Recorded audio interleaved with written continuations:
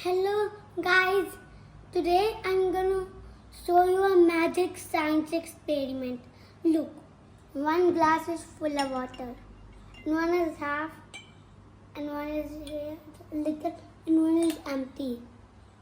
So now let's see the magic in these four glasses. The sound will change.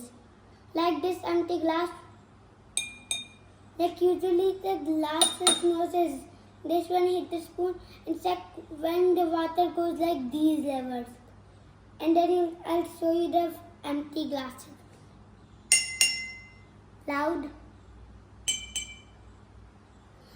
A little bit slower. A little bit more volume down. Empty. That means full of air. Okay.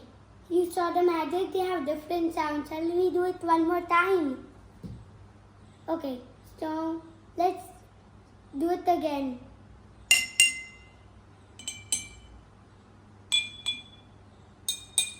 Just one last time. Okay, so let's do it.